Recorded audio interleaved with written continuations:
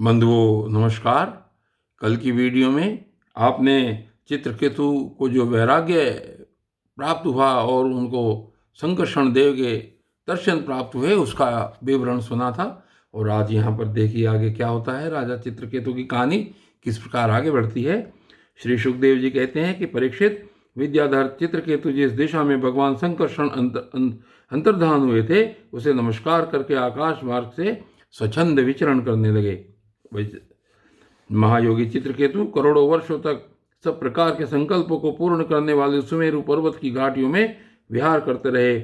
उनके शरीर का बल और इंद्रियों की शक्ति क्षुण रही।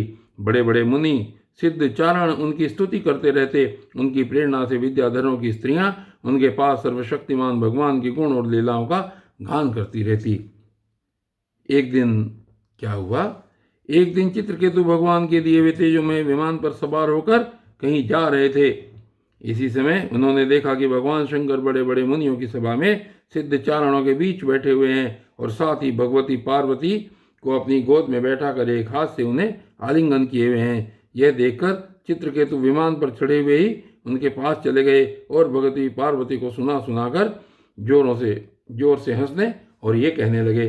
चित्रकेतु ने कहा, अहो, ये सारे जगत के धर्म शिक्षक और गुरुदेव हैं। ये समस्त प्राणियों में श्रेष्ठ हैं। इनकी यह दशा है कि भरी सभा में अपनी पत्नी को शरीर से चिपका कर बैठे हुए हैं। जटाधारी बहुत बड़े तपस्वी एवं ब्रह्मवादियों के सभापति होकर भी साधारण पुरुष के समान निर्लज्जता से गोद में स्त्री लेकर बैठे हुए हैं। प्राय साधारण पुरुष भी एकांत में स्त्रियों के साथ उठते बैठते हैं, परंतु ये इतने बड़े व्रतधारी होकर भी उसे भरी सभा में लिए बैठे हैं। और आगे कहते हैं, सुखदेव जी कहते हैं कि परीक्षित, भगवान शंकर की बुद्धि अगाध है।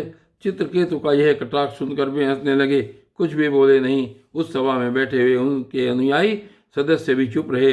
चित्रकेतु को भगवान शंकर का प्रभाव नहीं मालूम था, इसी से वे उनके लिए बहुत कुछ भला बुरा बक रहे थे।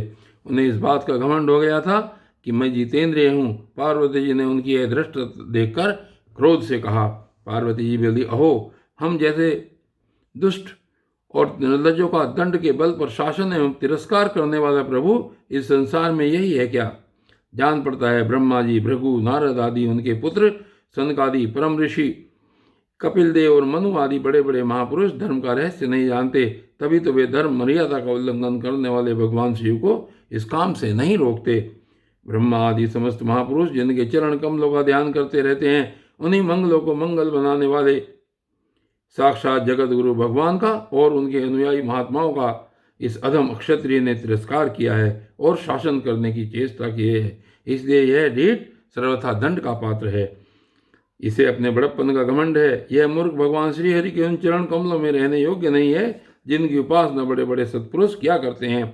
चित्रकेतु को संबोधित करके कहा, अतः दुर्मते, तुम पाप में असुर योनि में जाओ। ऐसा होने से बेटा तुम फिर कभी किसी महापुरुष का अपराध नहीं कर सकोगे। श्री सुखदेव जी कहते हैं कि परीक्षित, जब पार्वती जी ने इस प्रकार चित्रकेतु को श्राप दिया तब वे अपने विमान से उतर पड़े और सिर झुकाकर उन्हें प्रसन्न करने लगे। चित्रकेतु ने कहा, माता पार्वती जी, मैं बड़ी प्रसन्नता से अपने दोनों हाथ जोड़कर आपका शाप स्वीकार करता हूँ, क्योंकि देवता लोग मनुष्यों के लिए जो कुछ कह देते हैं वह उनके प्रारब्धानुसार मिलने वाले फल की पूर्व सूचना मात्र होती है। देवी, यह जीव अज्ञान से मोहित हो रहा है और इसी कारण इस संसार चक्र में भटकता रहता है तथा सदा सर्वदा सर्वत्र सुख और दुख भोगता रहता है।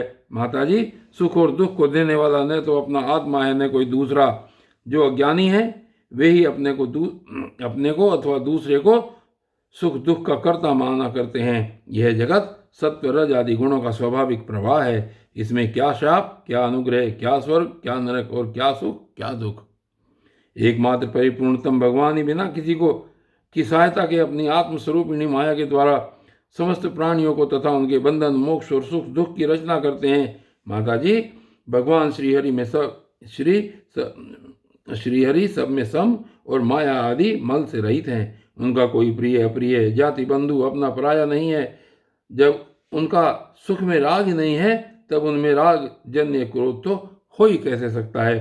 तथापि उनकी माया शक्ति के कार्य पाप और पुण्य ही प्राणियों के सुख दुख, हित अहित, बंध मोक्ष मृत्यु, जन्म और आवागमन के कारण बनते हैं। पति प्राणा देवी, मैं श्राप से मुक्त होने के लिए आपको प्रसन्न नहीं कर रहा हूँ। मैं तो यह चाहता हूँ कि आपको मेरी जो बात अनुचित प्रतीत हुई हो उसके लिए क्षमा करें। श्री सुखदेव जी कहते हैं, परीक्षित, विद्याधर चित्रकेतु भगवान शंकर और पार्वती जी को इस प्रकार प्रसन्न करके उनके सामने विमान पर सवार होकर वहां से चले गए। इससे उन लोगों को बड़ा विस्मय हुआ।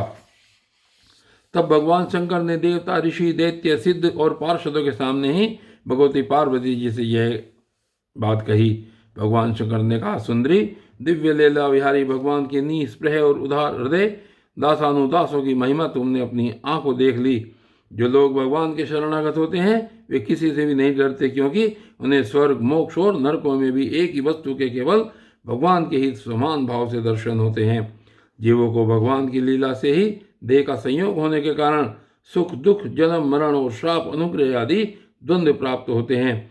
जैसे स्वप्न में भेद भ्रम से सुख, दुख आदि की प्रतीति होती है और जागृत अवस्था में ब्रह्मवश माला में ही सर्व बुद्धि तो हो जाती है, वैसे ही मनुष्य ज्ञानवश आत्मा में देवता, मनुष्य आदि का भेद तथा गुण दोष आदि की कल्पना कर लेता है। जिनके पास ज्ञान और वैराग्य का बल है और जो भगवान वासुदेव के चरणों में भक्ति भाव रखते हैं, उनके लिए इस जगत में ऐसी कोई वस्तु नहीं है जिसे वे हे या उपादेय समझकर राग द्वेष करें। मैं, ब्रह्मा जी, सनकादि, नारद, ब्रह्मा जी के पुत्र भृगु आदि मुनि और बड़े बड़े देवता कोई भी भगवान की लीला का रहस्य नहीं जान पाते। ऐसी अवस्था में जो उनके नन्हे से नन्हे अंश हैं और अपने को उनसे अलग ईश्वर मान बैठे हैं, वे उनके स्वरूप को जान ही कैसे सकते हैं। भगवान को न कोई प्रिय है और न प्रिय, उनका न कोई अपना है और न पराया। वे सभी प्राणियों के आत्मा हैं, इसलिए सभी प्राणियों के प्रियतम हैं। प्रिय, यह परम भाग्यवान चित्रकेतु उन्हीं का प्रिय, अनुचर, शांत एवं सर्वदर्शी है और मैं भी भगवान श्रीहरि का ही प्रिय हूँ। इसलिए तुम्हें भगवान के प्यारे भक्त, शांत, समदर्शी महात्मा पुरुषों के संबंध में किसी प्रकार का आश्चर्य नहीं करना चाहिए। श्री सुखदेव जी कहते हैं, परीक्षित, भगवान शंकर का यह भाषण सुनकर भगवती पार्वती की चित्तवृत्ति शांत हो गई और उनका विस्मय जाता रहा। भगवान के परम प्रेमी भक्त चित्रकेतु भी भगवती पार्वती को बदले में श्राप दे सकते थे, परंतु उन्होंने उन्हें श्राप न देकर उनका श्राप सिर चढ़ा लिया। यही साधु पुरुष का लक्षण है। यह विद्याधर चित्रकेतु दानव योनि का आश्रय लेकर त्वष्टा के दक्षिणाग्नि से पैदा हुए। वहाँ इनका नाम वृत्रासुर हुआ और वहाँ भी ये भागवत स्वरूप के ज्ञान एवं भक्ति से परिपूर्ण ही रहे।